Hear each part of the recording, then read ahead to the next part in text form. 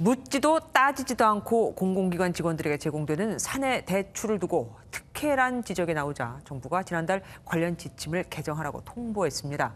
지방 순회 근무를 고려한 복지 차원이라는데 정작 직원들은 사내 대출금을 수도권 집을 사는 데 쓰고 있거든요. 한 달이 지나 지금 얼마나 바뀌었을까요? 안보람 기자가 확인해봤습니다.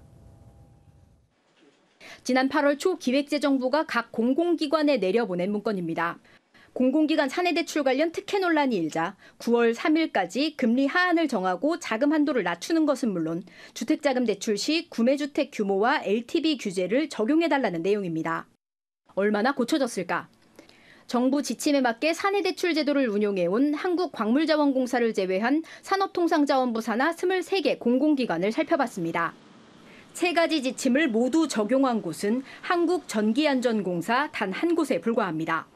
22곳에선 여전히 시중은행 대출 규제와 무관하게 최대 1억 원을 빌려주는 겁니다. 인사원 직상 순환 근무를 하기 때문에 또 이제 지방 이전 됐지 않습니까? 또 정착도 유도하면서 직원들이 집을 옮겨 다녀야 되니까 그거에 대한 조금 이제 배려 차원에서 지방 순회 근무라는 특성을 고려한 복지제도란 설명인데 부동산 값이 급등하던 2019년부터 올해 6월까지 발생한 사내 대출 2,524건 가운데 절반가량은 서울을 포함한 수도권 주택 구매에 쓰였습니다. 금리도 최하 연 0.6%로 시중은행 금리와 비교가 안 될 정도. 기관 예산으로 대출을 제공하다 보니 이런 금리가 가능한 건데 이들 기관 중 가스공사와 석유공사 등 11곳은 지난해 순손실을 기록했습니다.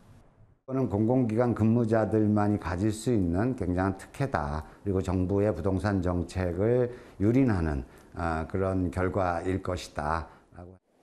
더욱이 공공기관 예산은 국민 세금이란 점에서 각종 대출 규제를 받는 일반 국민과 비교해 형평성 논란을 피하긴 어려울 것으로 보입니다. MBN 뉴스 안보라입니다.